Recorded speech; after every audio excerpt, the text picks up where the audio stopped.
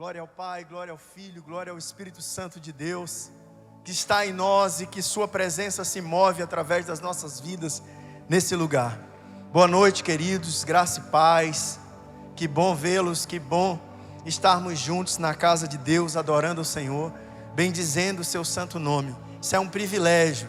Dá uma cutucadinha aí na pessoa que está do teu lado e diz assim: é um privilégio, viu? Tem muita gente que vai um dia desejar viver o que nós estamos vivendo, mas não haverá mais tempo para isso. Isso é muito sério.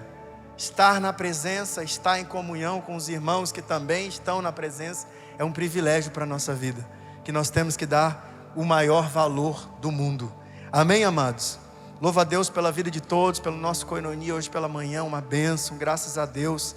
Nós mais uma vez tivemos o privilégio de desfrutar da instrução de Deus para a nossa vida, através do nosso apóstolo, da presença do Espírito se movendo nas nossas vidas e através de nós. E isso dá vida à igreja, isso proporciona vigor para aquele que está cansado, para aquele que está sem forças, para aquele que está abatido, para aquele que está pensando em desistir. Cada vez que nós temos um momento de ativação do Espírito, cada vez que nós temos uma palavra, recebemos uma palavra que mexe conosco, que nos reprograma pelo lado de dentro, isso nos dá um novo ânimo para continuar a nossa jornada. Amém, amados? Sem perca de tempo, por favor, abra sua Bíblia essa noite. Êxodo capítulo de número 33. Vou fazer uma leitura de uns 15, 17 versos, mas antes de ler eu quero contextualizar com vocês. O contexto de Êxodo 33 é Êxodo 32. É Moisés subindo ao monte de Deus para estar com Deus, para receber uma instrução para o povo, para receber as tábuas da lei, para receber a instrução como o povo deveria viver, se relacionar, se alimentar, casar, se dar-se em casamento, como o povo deveria cultuar o Senhor. Não foi só os 10 mandamentos que Moisés recebeu, mas um conjunto de instruções cujos 10 mandamentos eram os princípios basiladores, fundamentais para a jornada que o povo separado por Deus e constituído como nação de Deus deveria seguir, ser instruído nele, praticar. E Moisés se deteve um pouco mais, eu diria assim, do que talvez aquele povo que estava lá embaixo esperava. A espera gera em nós ansiedade. Como o pastor Aziel tem falado com propriedade e conhecimento, falando sobre ansiedade nessa casa, e tem nos despertado, para que a gente entenda que isso é uma realidade, que não só o povo do mundo, mas o povo de Deus também pode ser acometido. E Deus certamente nos trará cura, nos trará discernimento, nos fará andar com um coração sóbrio e em paz com Ele. Mas o povo por aqueles dias ficou embaixo, e essa espera angustiou, de modo que as pessoas, sem saber o que havia acontecido com Moisés, clamaram a Arão, pressionaram Arão, e Arão cedeu. Um líder sob pressão é alguém que corre grande risco de fazer bobagem, de fazer besteira. E naquele dia Arão não fez outra coisa, ele cedeu, pediu que o povo trouxesse seus penduricalhos, trouxesse seus enfeites, trouxesse os brincos, suas pulseiras, etc. Entregou a ele, e ele derreteu aquele ouro, derreteu aquelas peças e transformou num bezerro de ouro, que a comunidade ali reunida declarou em alto e bom som que aquele era o Deus que os tinha tirado do Egito. Quando Moisés ainda está lá em cima, Deus alerta: desce, porque o teu povo acabou de fazer um ídolo, e estão festejando com ele, e estão se alegrando diante dele, estão oferecendo sacrifícios diante dele. Moisés prontamente toma as tábuas da lei, sai daquele ambiente de glória, daquele ambiente de desfrute da presença do Eterno, desce apressadamente. Me parece que se Josué não estava no mesmo lugar, mas encontra Moisés no caminho, porque eles descem dialogando juntos. Moisés ouve da boca de Josué que há um som lá embaixo, que tem um barulho lá embaixo no arraial, e Moisés logo alerta: não é de vitória, também não é de luto, é o povo que está festejando. Moisés já tinha recebido do Senhor a revelação do que estava acontecendo lá embaixo. E aí, quando ele desce, vocês conhecem, a maioria, se não todos conhecem a história. Moisés desce e fica irado quando vê o povo de fato cultuando uma imagem e escultura. Mas aquele povo ainda trazia consigo, trazia no seu coração uma herança lá do Egito. Ver imagem, prostrar-se diante de imagem, era tudo que eles tinham de referência. Era tudo que eles tinham em mente quando a temática, quando a matéria era divindade, era Deus. Tudo isso estava no imaginário daquele povo, porque eles durante muito tempo viram isso, tiveram a relação com essa cultura lá no Egito. E agora eles nada mais fizeram do que replicar aquilo que ainda estava no seu coração. Quando Moisés desce, Moisés já chama logo, separa o povo e faz uma declaração solene: quem estiver comigo, venha para cá. A tribo de Levi, os filhos de Levi logo se separaram naquele dia e foram submetidos a um teste horrendo. Eles deveriam sacar de suas espadas e cada um entrar na tenda dos seus irmãos, amigos e vizinhos e matar aqueles que estavam cometendo aquela ofensa contra Deus. E pasmem, eles fizeram. E naquele dia foi quando Deus teve convicção de que aquele seria um povo separado para ministrar ao Senhor, para ser uma tribo cuja herança seria o próprio Senhor. Mas isso passou aquele momento ali, e o texto vai dizer que no dia seguinte a essas coisas, Moisés ele se propõe ir diante de Deus uma vez mais, e diante de Deus agora clamar por misericórdia, porque não foi apenas pessoas mortas a fio da espada, veio também uma enfermidade avassaladora sobre o arraial, e Moisés se propõe ir de novo diante de Deus clamar, diante de Deus pedir misericórdia por esse povo. E o texto que a gente vai ler é exatamente isso, a partir desse ponto, é Moisés voltando ao Senhor, agora para clamar pelo povo, para pedir misericórdia, porque o Senhor já tinha dito para ele, que não iria mais com aquele povo, por se tratar de um povo de dura cerviz. A proposta que o Senhor fez na sequência para Moisés: eu vou enviar o meu anjo adiante de vocês, e vocês vão entrar na terra que eu prometi por herança. O que Deus estava dizendo: eu vou honrar a minha palavra, eu vou mandar o meu anjo para guardar vocês, mas eu mesmo não irei mais com esse povo, porque se eu for, a minha ira se acenderá, e eu destruirei esse povo pelo meio do caminho. Esse é o cenário. Vamos para o texto. Êxodo capítulo de número 33, verso 1 diz assim: e Yahvé orientou Moisés: vai, sobe deste lugar, tu e o povo que tiraste do Egito, e ide para a terra que prometi com juramento a Abraão, a Isaque e Jacó, afirmando: eu a darei à tua descendência. Enviarei diante de ti o anjo e expulsarei cananeus, os amorreus, os hititas, os ferezeus, os heveus e os jebuseus. Sobe para uma terra que mana leite e mel. Eu, contudo, não subirei no meio de ti, porquanto és povo insubordinável, de dura cerviz, e caso seguisse convosco, eu vos poderia exterminar ao longo do caminho.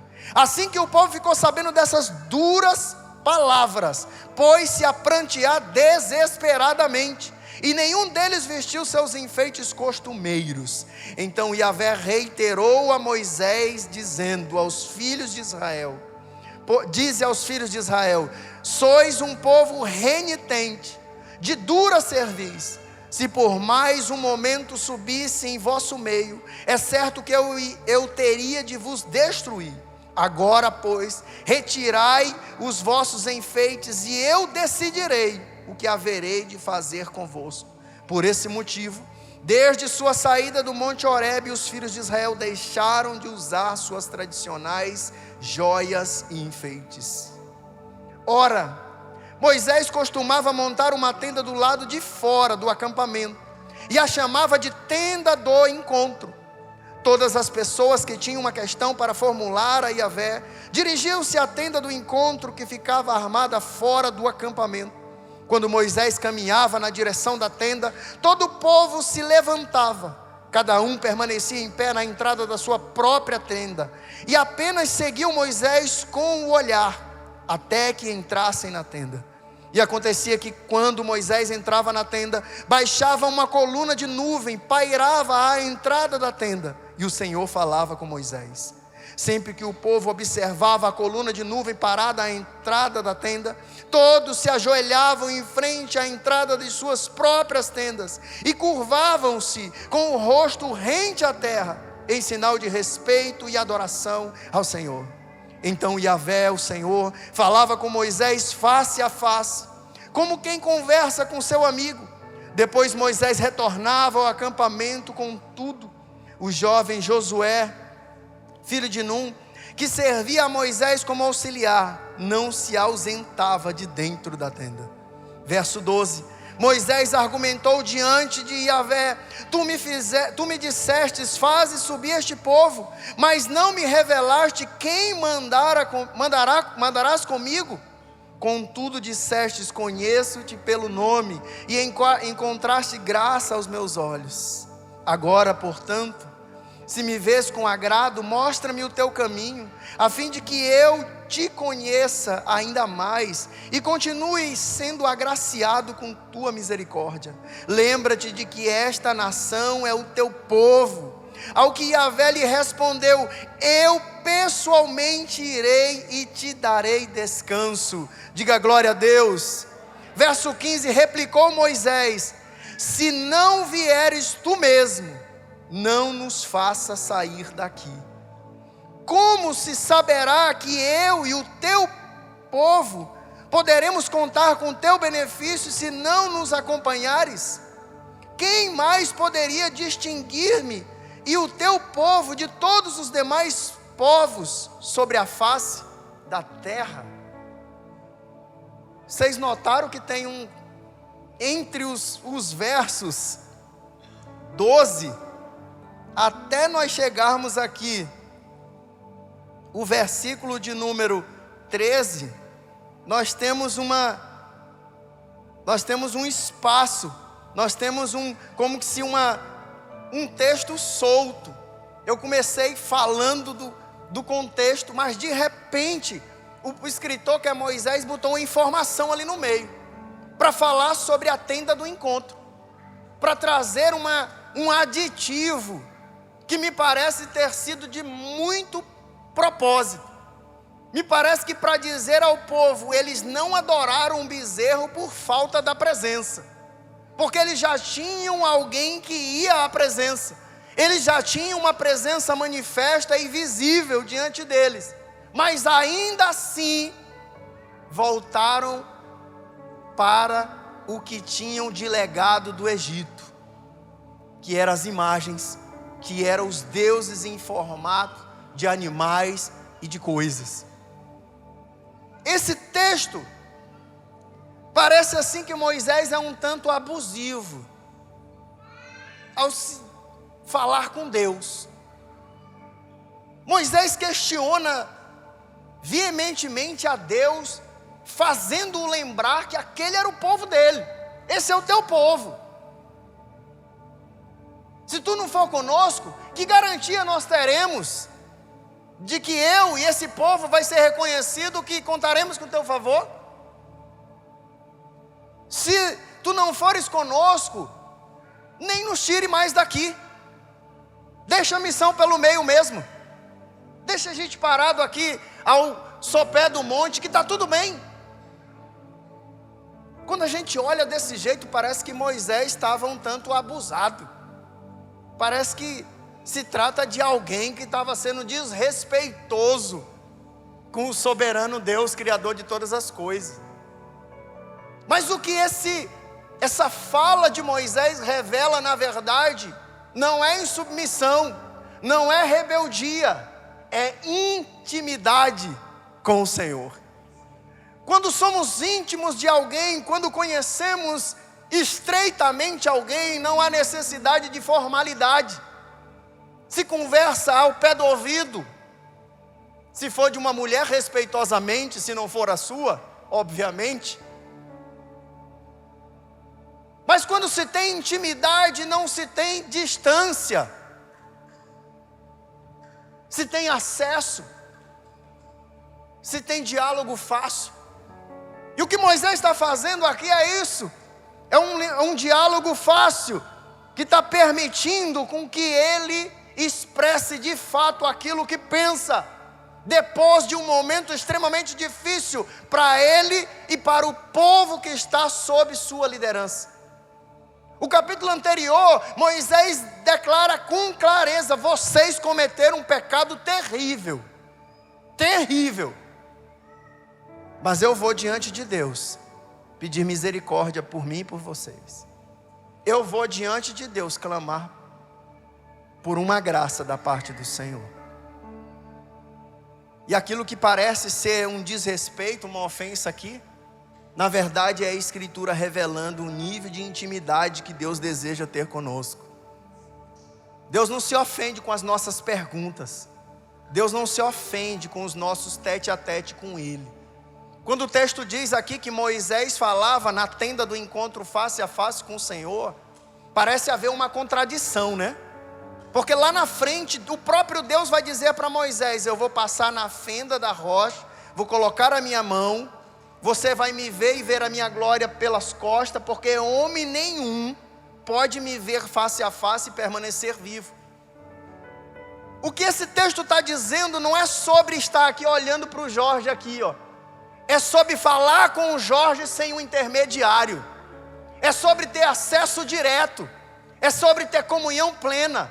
É sobre não necessitar de um interlocutor. Era isso que Moisés tinha com Deus. Falar diretamente, falar sem um intermediário. E isso revela um nível de intimidade.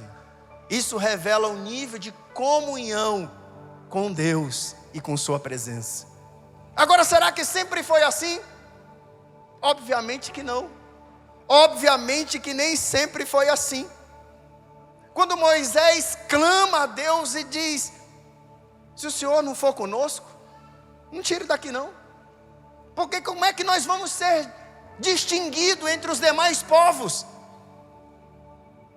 Se o Senhor não estiver conosco, como é que vão olhar para nós e ver alguma diferença dos povos, das nações que nós vamos passar, se tu não estiveres conosco? E sabe o que é que eu aprendo aqui? É a presença que nos distingue. É a presença de Deus na minha vida e na sua vida que nos faz nos distinguir das demais pessoas que não a possuem.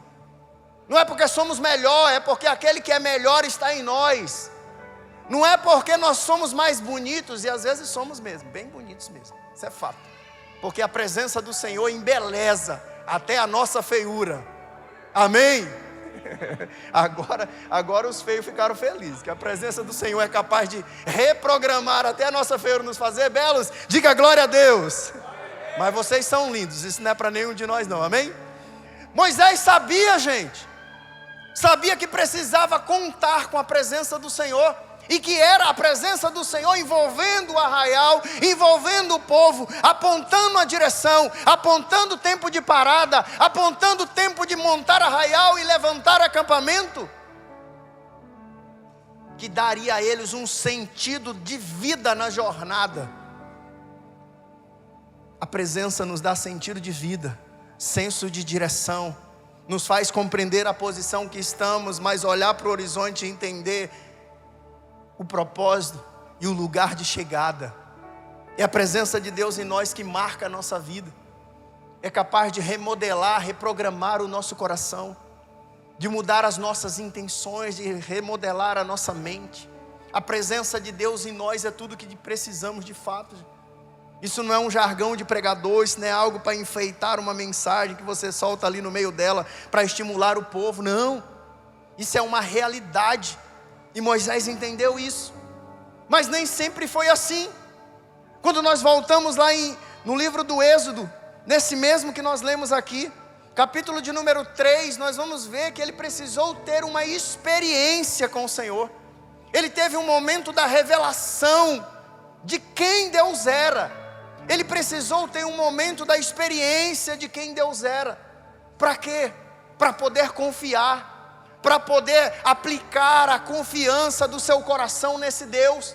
Sabe por que muitas vezes nós temos uma caminhada precária? Porque nós não temos confiança plena no nosso Deus. E a confiança plena no nosso Deus, ela só vem com relacionamento, ela só vem com intimidade, ela só vem quando temos uma revelação de fato de quem Jesus é.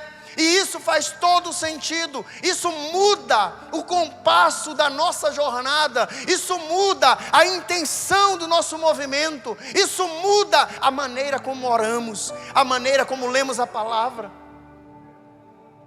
A palavra de Deus na mão de muita gente é só literatura, mas na mão de alguém que conhece Cristo, é pão, é vida, é revelação para a eternidade. Amém, queridos? Moisés entendeu isso quando ele teve a experiência com a sarça em chamas, que não se consumia. Porque quando ele se aproxima da sarça, para ver que movimento extraordinário era esse, que é que estava acontecendo ali, porque ver sarça queimar no deserto, por aqueles dias era algo comum. Mas ver sarça com chama ardendo, sem ser consumida, era um fato extraordinário. E quando Moisés se aproxima, o anjo do Senhor brada de dentro do fogo: Moisés, Moisés. E ele: eis-me aqui, Senhor. Tira as sandálias dos teus pés, porque o lugar em que tu pisa é terra santa. Quando Moisés tem o impacto dessa experiência, o Senhor se revela para ele, o Senhor se dá a conhecer para ele. Eu sou o Deus dos teus antepassados. Eu sou o Deus que fez promessa a Abraão, eu sou o Deus que fez promessa a Isaac, eu sou o Deus que fez promessa a Israel. Eu tenho promessa, mas também tenho propósito para que você cumpra, mas também tenho uma missão para ti.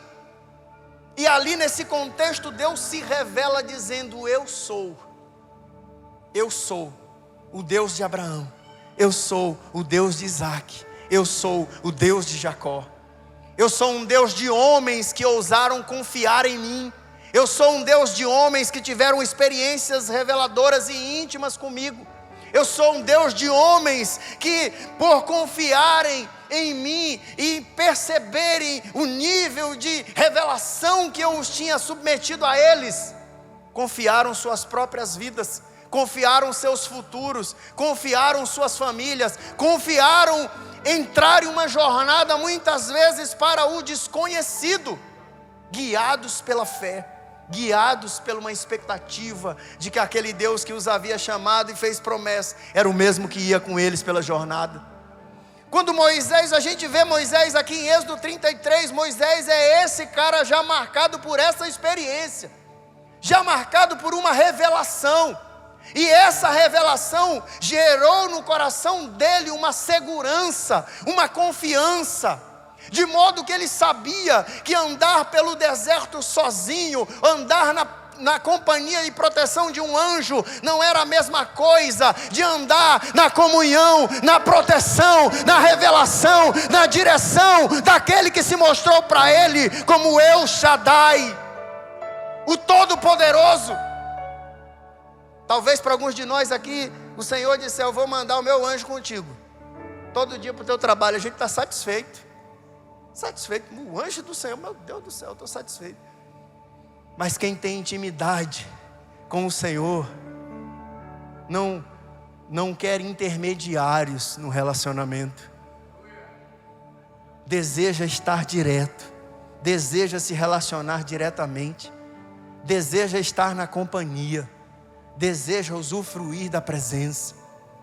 Então, na nossa jornada, amados, nós precisamos amar a presença e usufruir dela, porque é essa presença que vai nos sustentar, é essa presença que vai nos fortalecer, é essa presença que vai nos dar força no dia mau, no dia de dificuldade, no dia onde que as nossas forças se esvaírem de nós, nós teremos a presença do Senhor nos sustentando, nos fortalecendo, nos animando.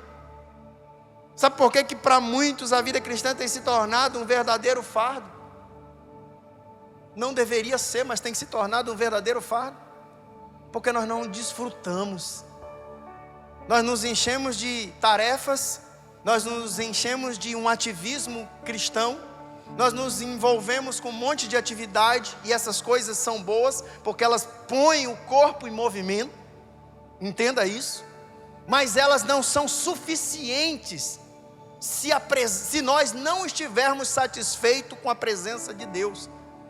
O cansaço logo vai nos tomar, o desânimo, a ausência de resultados vai minar as nossas forças.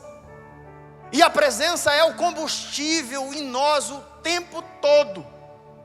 Deu bom hoje, um sucesso o evangelismo. O culto hoje foi uma maravilha, eu estou feliz. No outro dia, veio bem pouquinha gente. O trabalho não fluiu como deveria, mas eu estou satisfeito no Senhor. Eu sei que o dia mal não vai me vencer, porque eu estou satisfeito no Senhor. Aquele que é a provisão e a proteção está comigo. Olha como a presença de Deus e usufruir dessa presença gera um ambiente favorável para uma vida cristã leve. Um ambiente favorável para uma vida cristã leve. Mas o fato de não usufruirmos dessa presença, não nos alegrarmos nele, no nosso amado, no nosso Senhor, naquele que nos comprou para si, como ela também pode gerar um ambiente enfadonho, cansativo, onde a gente só vê os problemas, onde a gente só vê os erros, onde a gente só vê as falhas, onde a gente só vê as más condutas. Tudo porque o nosso coração não encontrou um lugar de satisfação no Senhor. Essa presença de Deus, gente, ela não só distingue a nossa vida dos demais que a não possuem, ela gera em nós um senso de satisfação e completude nele. A gente não se completa porque casou, a gente não se completa porque arrumou um emprego novo. Essas coisas, elas vão se juntando nas nossas, e atendendo algumas das nossas demandas e expectativas. Mas completude só há, de fato, quando nós conhecemos Jesus Cristo, e quando Ele se revela para nós, e o nosso coração se conecta ao dele, e nós passamos a viver uma vida intensa, uma vida de propósito, nós passamos a viver uma vida com alegria no Senhor, com satisfação no Senhor. Isso faz toda a diferença na nossa vida. Moisés, quando ele tem essa experiência, ele reconhece a presença de Deus. Um outro homem distinto, que também reconheceu a presença de Deus, foi Saulo de Tarso. Vocês conhecem a história de Atos 9. Ele pede autorização ao sumo sacerdote por meio de cartas para as sinagogas de Damasco. E o objetivo era prender os cristãos, os do caminho. Eles não eram chamados de cristãos até então, mas trazer os do caminho presos para Jerusalém. Não sabia ele que aquela era uma rota de encontro. Algumas vezes, queridos, rotas estranhas da nossa vida também são rotas de encontros e revelações com o Senhor. Naquele dia, próximo a chegar à cidade, ele estava perto do destino. Ele encontrou o verdadeiro destino da sua vida. Ele encontrou Jesus Cristo. E sabe o que Jesus disse para ele? Saulo, Saulo, por que me persegues? Aí a resposta, gente, nós voltamos lá para Êxodo capítulo 3 e verso 6. Sabe o que Jesus disse para ele? Quem és tu, Senhor? A pergunta de Saulo. E a resposta de Jesus: eu sou Jesus. A mesma resposta, o mesmo nível de revelação que Moisés teve lá, do eu sou, do El Shaddai, Saulo de Tarso está tendo aqui, do Mashiach, do prometido a Israel e ao mundo todo, com o Salvador das nações. Isso transformou a vida daquele homem, isso reprogramou a mente dele, isso deu a ele uma nova concepção da jornada e do relacionamento com Deus. O interessante é que Jesus diz para ele: eu sou Jesus a quem tu persegues. Dá uma bronca nele, porque ele estava recalcitrando contra os aguilhões do Senhor, contra a vontade do Senhor, lutando contra a vontade do Senhor. Mas depois diz para ele: entra na cidade, porque lá vai ter um homem chamado Ananias. Ele vai dizer o que você vai fazer. Sabe o que eu aprendo aqui? O Senhor nunca nos dá a revelação por inteiro. Ele nos dá um lampejo. Sabe por quê? Para trabalhar no nosso coração a confiança e a dependência dele. O Senhor podia revelar tudo ali para Saulo naquele momento? Sim, ele é Deus. Mas ele não fez. Quando Moisés tem um encontro lá de Êxodo capítulo 3, e o Senhor diz: tira a sandália dos teus pés, porque isso aqui é a terra santa. Sabe o que Moisés fez?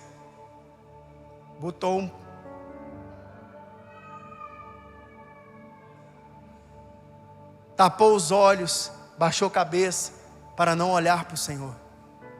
Sabe o que aconteceu com Saulo de Tarso aqui? O Senhor colocou uma venda em formato de escamas nos seus olhos, porque ele agora tinha que andar por uma palavra revelada. Agora ele andaria pela instrução, não era mais pelo intelecto, não era mais pela instrução de Gamaliel, ainda que ela fosse válida. Mas agora ele tinha que andar por uma instrução das maiores revelações da vida dele, que foi de conhecer quem era Jesus de Nazaré, aquele que até aquele dia ele perseguia aqueles que estavam juntando-se ao seu caminho e à sua pregação e ao seu propósito. Paulo reconheceu a presença, gente. Você reconhece a presença de Deus na sua vida? Busca uma experiência reveladora de quem Jesus é, porque isso vai transformar a sua identidade, vai transformar o seu coração. Andar na presença, amados, faz toda a diferença na nossa vida. Não é sobre aderir a um movimento religioso, é sobre construir um relacionamento eterno com Jesus Cristo. Isso faz toda a diferença. As nossas esperanças e expectativas no Senhor não se prestam apenas a essa vida. Nós aguardamos para além dela uma coroa que está reservada para todos aqueles que perseveram e amam a sua vinda. Se apegue ao Senhor, ame a presença de Deus, busque a presença de Deus, reconheça como esses homens reconheceram a presença do Senhor e o impacto que eles tiveram com essa presença revelada na vida deles. Quando Deus chama Abraão, ainda Abrão, vindo de um lugar idólatra da região da Mesopotâmia, vindo de um lugar onde o povo cultuava da natureza, aos astros, aos animais, à terra. Esses eram objetos de culto no entorno de Abrão. Mas um dia Deus resolveu se revelar para ele. E a proposta de Deus é: eu sou o El Shaddai, anda na minha presença e ser perfeito. Gênesis 17:1 é quando Deus aparece para Abrão e faz a ele uma proposta de que vai torná-lo um homem próspero, vai fazer dele uma nação, vai multiplicar a sua semente. Mas há um condicionante, que ele deveria andar na presença do Senhor. E esse andar na presença do Senhor ia proporcionar para ele uma transformação real na sua vida. O interessante, gente, nós aprendemos aqui esses dias, andar na presença do Senhor e ter a presença do Senhor em nós, nos proporciona livramento, alertas, nos proporciona um estado de consciência, mas não nos impede de pecar. Quantas vezes nós vemos no livro do Gênesis os vacilos, os pecados. A Bíblia não faz questão nenhuma de enfiar debaixo do tapete, da mesa, as falhas dos homens de Deus. Homens que tiveram a presença de Deus em suas vidas, homens que ouviram a voz do Senhor, homens que foram instruídos pelo Senhor e ainda assim falharam. Isso nos ensina, gente, que a presença de Deus deve ser valorizada ao extremo por nós, porque ainda que Ele não nos force a não fazer alguma coisa, não nos paralise para deixar de fazer outra, Ele nos alerta, Ele nos chama a atenção, Ele nos leva a uma reflexão. A presença de Deus é extraordinariamente poderosa nas nossas vidas. Quando nós desenvolvemos um relacionamento e andamos com o Senhor, verdadeiramente a nossa vida é transformada. Esses dias eu refletindo sobre a minha própria vida, eu digo: Deus, o Senhor é maravilhoso demais. O Senhor pegou alguém como eu, que estava destinado ao juízo eterno de Deus, um pecador, imoral, e o Senhor trouxe para o reino do teu Filho amado. A tua graça me alcançou, o teu perdão, Senhor, me cobriu os meus pecados, o teu sangue me purificou. Como eu não posso amar essa presença? Como eu poderia desprezar uma presença tão poderosa, que age todo o tempo na minha vida, para o meu bem, que mesmo quando me diz não, é para me favorecer, que mesmo quando me diz espere, é porque sabe que eu não estou pronto para receber aquilo que eu estava pedindo. Como eu vou desprezar uma presença dessa, gente? Mas infelizmente, amados, muitas vezes a gente, conscientemente ou não, despreza essa presença na nossa vida. Quando eu olho para o livro dos Juízes, o relato de Juízes, capítulo de número 16, e eu vejo ali, para mim, um dos versículos mais tristes da Bíblia, Juízes 16 e 20, quando Sansão está ali no colo de Dalila, adormecido, deslumbrado pela mulher, jogado como um cão morto, revelado já todo o seu coração, revelado a aliança que ele tinha do nazireado com o Senhor para ela. Ela já tinha revelado o segredo dele para os seus inimigos. Eles já tinham feito tudo o que precisava para anular a força extraordinária que Deus havia colocado naquele homem. Ela desperta e diz: Sansão, os filisteus estão vindo contra ti. E o texto diz que ele pensou consigo mesmo assim: eu vou me levantar, vou vencê-los, vou acabar com tudo, como eu sempre estou acostumado a fazer. Mas sabe o que o texto diz na sequência? Ele não sabia que o Senhor não estava mais com ele. Ele não sabia que o Senhor não estava mais com ele. Ele não sabia que a presença do Eterno não estava mais com ele. Ele agora era um homem comum, sujeito às mesmas coisas que todos os outros. Um dos maiores perigos da nossa vida, todos nós que estamos aqui, é quando nós perdemos a consciência de como podemos estar distantes do Senhor. Quando nós perdemos a noção da distância do Senhor. Vou melhorar minha fala. Quando nós perdemos a noção da distância em que estamos do Senhor. Ah, queridos, talvez a gente ainda esteja fazendo as mesmas coisas. Talvez a gente ainda esteja dando resultados até importantes. Mas no momento em que nós descobrirmos que a presença dele se foi, acabou a graça, acabou a força, acabou o que distinguia aquele homem dos demais. Era a presença. A primeira coisa que fizeram com ele foi amarrá-lo. Um homem sem a presença de Deus, ele está amarrado aos seus conceitos, suas ideias, suas intenções, aos apegos do mundo, aos vícios, às riquezas, à lascívia, à imoralidade. Furaram seus olhos. Algumas traduções, como a King James, diz que arrancaram seus olhos. E ele se tornou um motivo de chacota para os seus inimigos. É preciso nós vigiarmos muito, queridos, e nutrirmos com um relacionamento verdadeiro a presença de Deus em nós. Valorizarmos todos os dias o que carregamos, porque o que nos faz valiosos é o que habita em nós.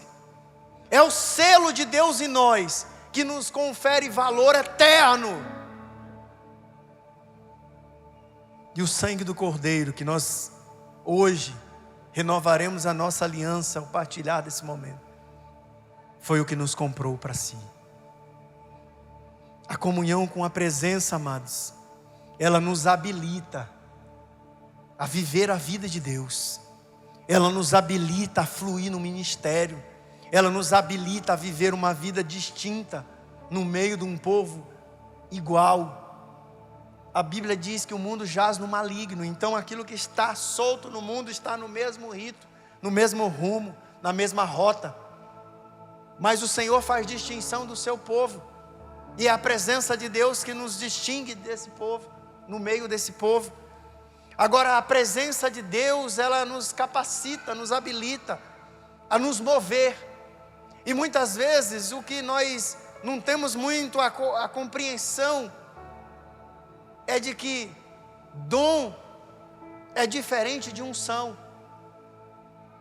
Dom é concedido por Deus, é capacidade de realizar, é capacidade de fazer, é talento. É poder de Deus para realizar algo extraordinário. É uma virtude concedida. Agora unção é resultado de comunhão. Unção é presença de Deus em nós. A unção é a que ativa o dom, para que ele flua, para a glória de Deus. Sabe qual é o problema do nosso tempo? A gente vive à procura dos dons nos outros, quando na verdade, se olharmos para os outros, o que deveríamos procurar era se há a presença, porque é a presença que valida o dom. Não nos iludamos nesse tempo com os dons, porque o maligno operará com sinais e maravilhas. Se nós estivermos focados nisso, só nisso, nós seremos facilmente enganados. Agora, se o nosso coração e os nossos olhos estiverem treinados para buscar aqueles que carregam a presença, os dons fluirão e nós daremos glória a Deus, porque serão dons movidos pela unção de pessoas que vivem num lugar de comunhão com o Senhor. Não procure o dom, não, procure a presença de Deus nas pessoas, porque se elas tiverem a presença, os dons vão se manifestar. Os dons vão dar glória a Deus. Os dons vão honrar o Senhor. Amém, amados? Confie nessa presença. Deus nem sempre revela tudo que a gente precisa conhecer no tempo que nós queremos.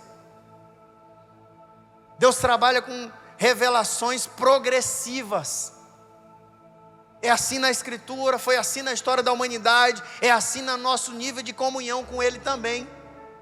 Deus vai revelando aos poucos a sua vontade, os seus intentos, o seu propósito para nós, o seu coração, a direção que está dando para a nossa vida.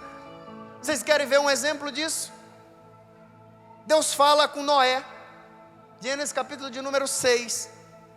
Deus está entristecido, com o coração entristecido pelo resultado daquilo que foi a coroa da sua criação, os seres humanos, para o rumo que a humanidade havia tomado. Mas ele olha para a terra, o texto de Moisés em Gênesis 6 vai dizer que ele olha e vê um homem, e ele se revela para Moisés, se revela para Noé, e nessa revelação, nesse momento de instrução, ele dá uma ordem: Noé, construa uma arca. E a revelação que ele vai dar é muito pontual, porque ele vai dizer o comprimento, a largura, a altura, 300 côvados de comprimento, 50 de largura, 30 de altura.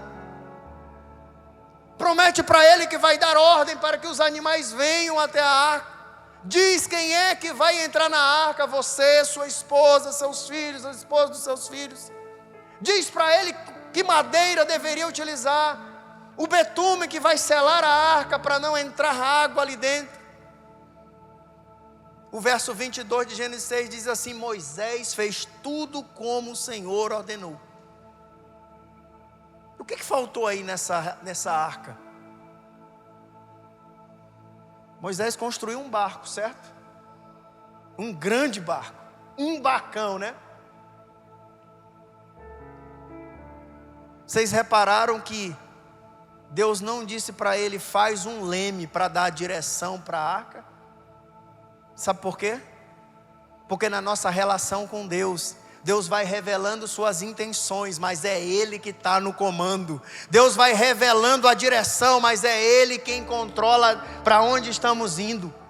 Sabe por quê? Porque nós precisamos aprender a confiar nesse Deus que se revela e que carregamos conosco. Se temos a presença, temos a direção. É só pararmos para ouvir, é só pararmos para dar atenção a ela, e nós teremos a direção certa a seguir. Tudo estava pronto, a arca funcionou perfeitamente, mas não tinha como dirigir a arca, porque ela estava dirigida pelo próprio Deus. Amém, queridos? Essa presença aí que você tem na sua vida, talvez não revelou ainda tudo a teu respeito. Talvez você não saiba ainda, tintim por tintim, detalhe por detalhe, o trajeto que você vai percorrer. Mas Ele já revelou o suficiente para o teu coração e para o meu coração confiar na direção que Ele nos está dando. Porque a direção que Ele nos está dando é direção segura, é direção que vai nos levar à vida eterna com Cristo Jesus, o nosso Senhor. Amém, amados? Confie no Senhor, mas também desfrute da presença do Senhor. Porque senão nós corremos um risco de nos tornarmos pessoas religiosas. Tem tanto religioso que é mais zeloso do que nós, gente. Tem tanto religioso que é mais aplicado do que nós, que tem mais reverência do que nós. Vocês já repararam como as pessoas têm uma facilidade de permanecer no mundo?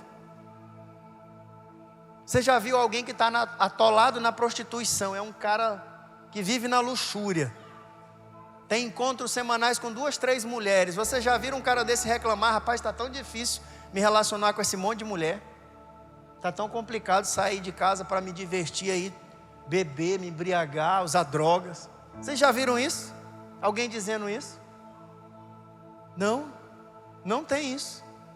Sabe por que não tem? Porque mesmo que essa pessoa esteja caminhando para a perdição, ela está desfrutando do que está fazendo.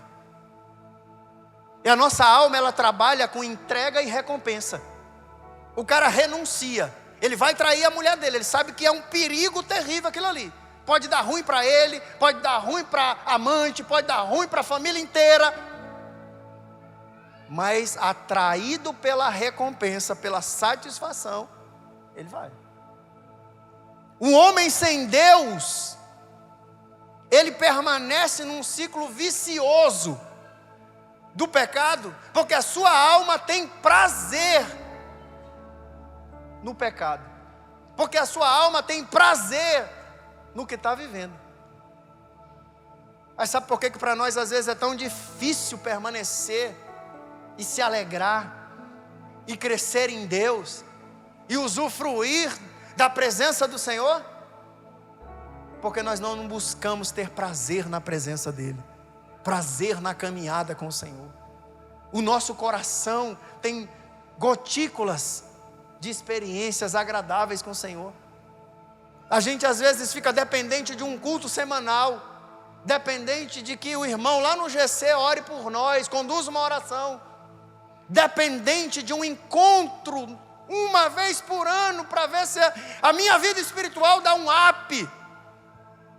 Quando eu tenho a presença na minha vida, eu posso usufruir disso todo dia.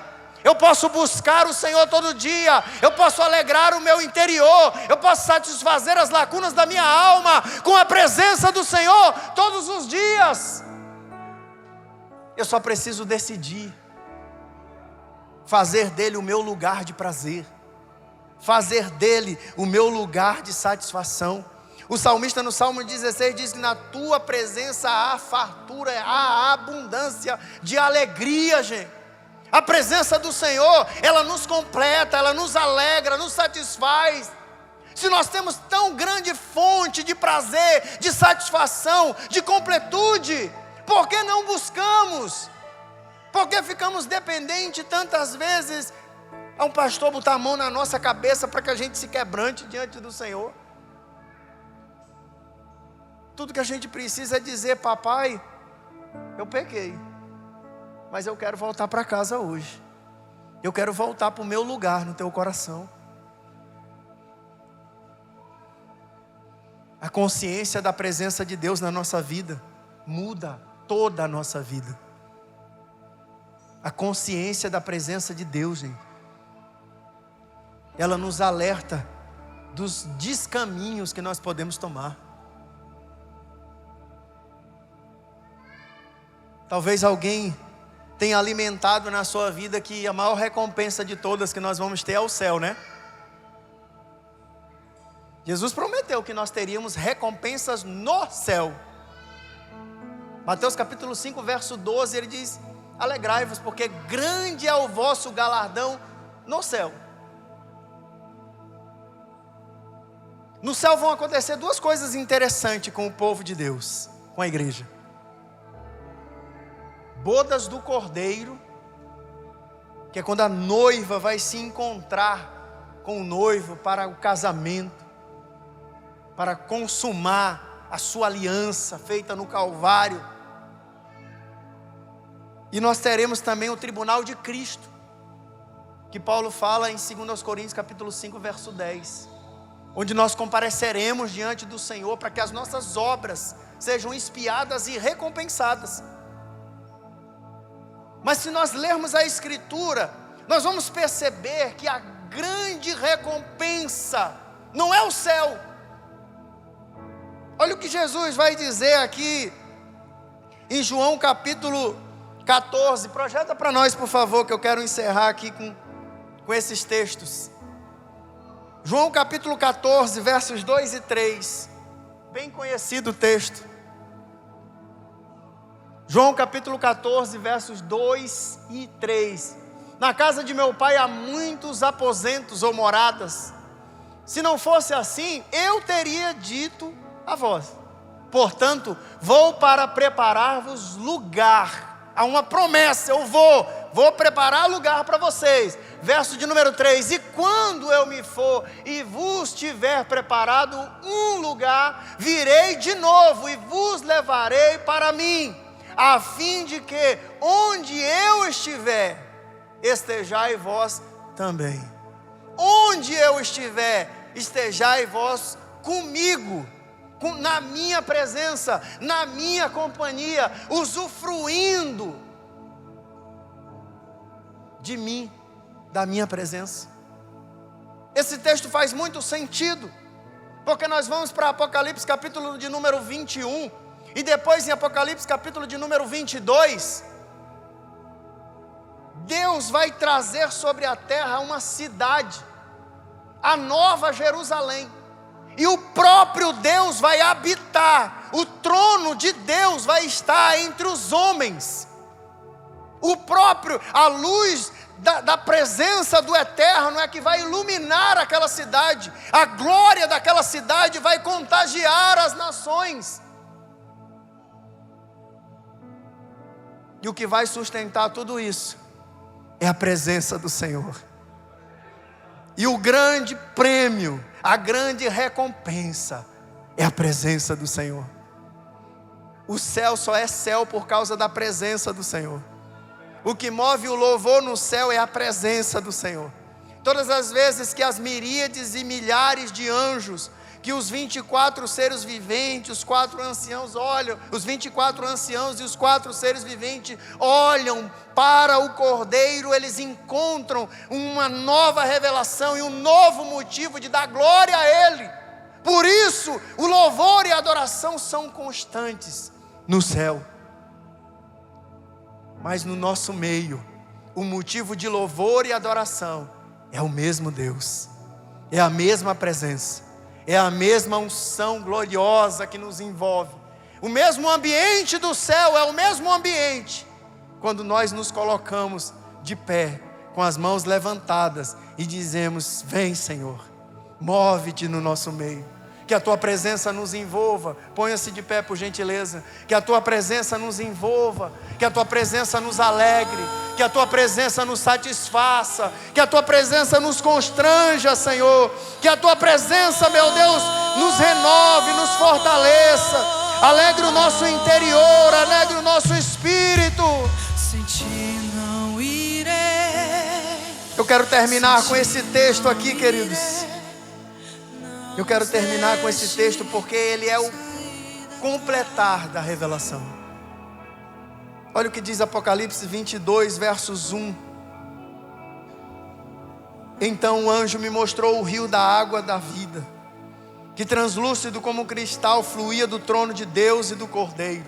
Isso na nova Jerusalém, que desceu do céu, ataviada como noiva, e que passa no meio da rua principal da cidade. De uma outra margem do rio estava a árvore da vida, que produz 12 frutos de mês em mês, e as folhas das árvores servem para a cura das nações, e nunca mais haverá maldição. Nela estará o trono de Deus e do Cordeiro, e os servos o servirão. O verso 4 eu fecho com ele. E eles contemplarão a sua face, e o seu nome estará sobre as frontes dos seus servos. A presença é a maior recompensa de todas para os fiéis, mas ela já nos foi dada. Nós precisamos apenas usufruir, precisamos apenas começar a usufruir dessa presença revelada de Deus pelo seu Espírito. A porção de Deus que cabe dentro de você já foi entregue. A porção de graça, a porção da presença, o selo de Deus já está em nós, que entregamos as nossas vidas e fizemos de Jesus aquele que celebramos essa noite, o Senhor das nossas vidas, o nosso Redentor, o nosso Salvador. Que essa presença nos impulsione a viver uma vida digna, a viver uma vida para a glória dEle, a viver uma vida onde nós sabemos o nosso destino final.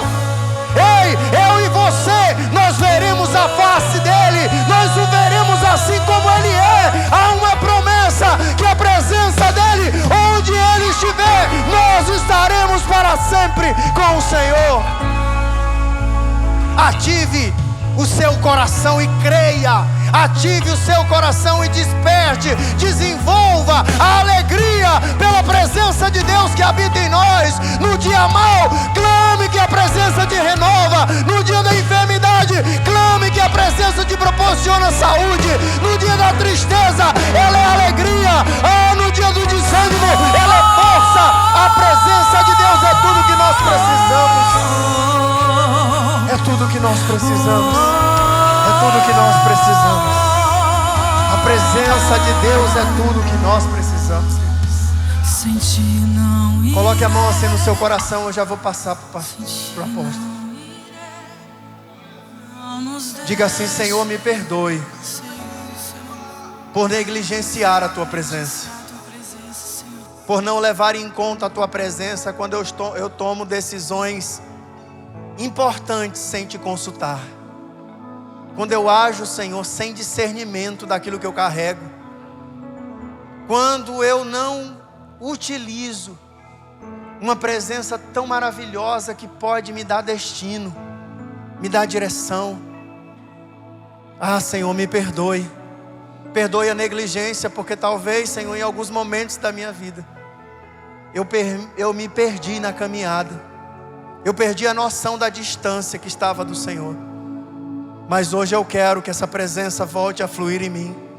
Hoje eu quero que essa presença volte a me dar direção. Hoje eu quero voltar a ouvir a voz do Senhor. Hoje eu quero voltar a ser direcionado pelo Teu Espírito. Marca-me, Senhor. Me dá consciência da Tua presença na minha vida. Me dá discernimento, Senhor, para que eu possa caminhar seguro, sabendo que estou guardado em Ti, selado em Ti. Que a maior recompensa que eu vou receber é te ver face a face, é permanecer contigo para sempre. Tu me compraste e eu sou teu, Senhor. Diga para Ele: tu me compraste com teu sangue e eu sou teu, Senhor. Eu sou teu.